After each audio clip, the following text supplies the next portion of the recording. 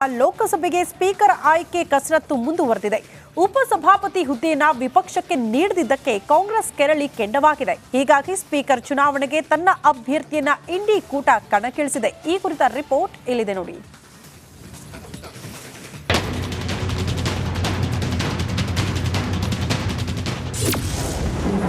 ಲೋಕ ಸ್ಪೀಕರ್ಗೆ ಶುರುವಾಯಿತು ಸಂಘರ್ಷ. ಎನ್ಡಿಎ ಕೂಟ ವರ್ಸಸ್ ಇಂಡಿ ಮೈತ್ರಿಕೂಟ. ಇಂದು ಪ್ರಧಾನಿ ಮೋದಿಗೆ ಪ್ರಥಮ ಅಗ್ನಿ ಪರೀಕ್ಷೆ.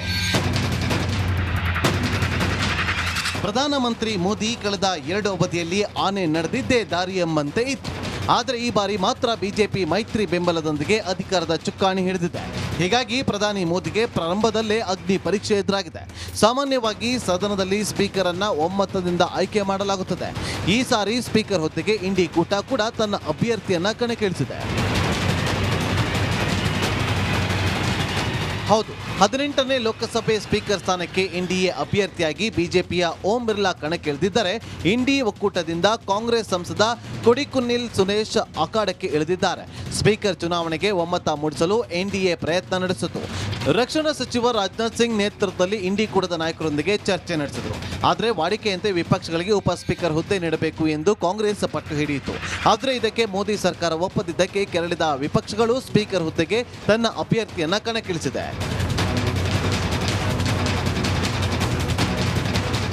ಇನ್ನು ಎನ್ಡಿಎ ಅಭ್ಯರ್ಥಿ ಓಂ ಬಿರ್ಲಾ ಆಯ್ಕೆ ನಿಶ್ಚಿತ ಎನ್ನಲಾಗ್ತಾ ಇದೆ. ಸಂಸತ್ನಲ್ಲಿ ಸ್ಪೀಕರ್ ಆಯ್ಕೆಗೆ ಸರಳ ಬಹುಮತ ಅಂದ್ರೆ 272 ಸಂಖ್ಯೆ ಇದ್ದರೆ ಸಾಕು. ಇತ್ತ ಎನ್ಡಿಎ ಇಂಡಿ ಕೂಟದ ನಾಯಕರು ತಮ್ಮ ತಮ್ಮ ಸಂಸದರಿಗೆ ಇಂದಿನ ಮತದಾನದಲ್ಲಿ ಪಾಲ್ಗೊಳ್ಳುವಂತೆ ವಿಪ್ ಜಾರಿ ಮಾಡಿದೆ. ಇನ್ನು 1952ರಲ್ಲಿ ಮೊಟ್ಟ ಮೊದಲ ಬಾರಿಗೆ ಜಿವಿ ಮಾಳವಂಕರ್ ಮತ್ತು ಶಂಕರ್ ಶಾಂತರಾಮ್ ನಡುವೆ ಸ್ಪೀಕರ್ ಹುದ್ದೆಗೆ ಚುನಾವಣೆ ಪೈಪೋಟಿ ಏರ್ಪಟ್ಟಿತ್ತು. ಆ ಬಳಿಕ 1976ರಲ್ಲಿ ತುರ್ತು ಪರಿಸ್ಥಿತಿ ಸಮಯದಲ್ಲಿ ಸ್ಪೀಕರ್ ಚುನಾವಣೆ ನಡೆದಿತ್ತು. ಆದರೆ ಈ ಬಾರಿ ಮತ್ತೆ ಚುನಾವಣೆ ನಡೆಯುತ್ತಿದ್ದು ಇಂದಿನ ಫಲಿತಾಂಶದ ಮೇಲೆ ಎಲ್ಲರ ಕಣ್ಣು ನೆಟ್ಟಿದೆ.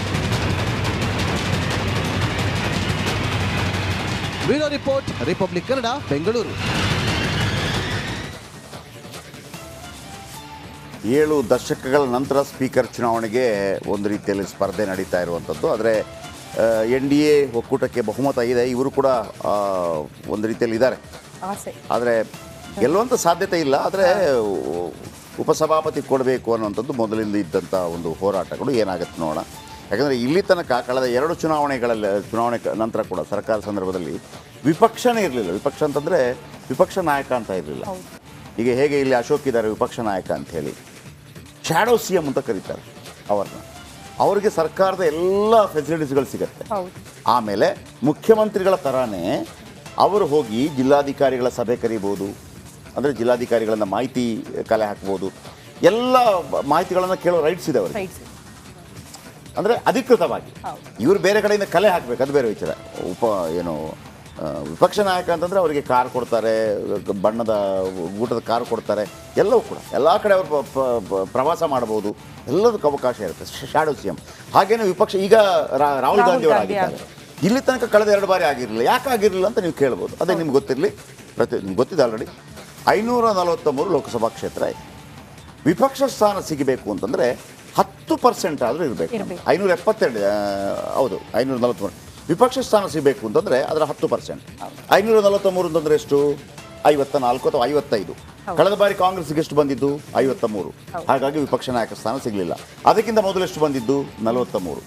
ಈ ಬಾರಿ 99 ಬಂದಿದ್ದಾರೆ, ಡಬಲ್ ಬಂದಿದ್ದಾರೆ. ಸೊ ಹಾಗಾಗಿ ವಿಪಕ್ಷ ನಾಯಕ ಸ್ಥಾನ ಸಿಗತ್ತೆ.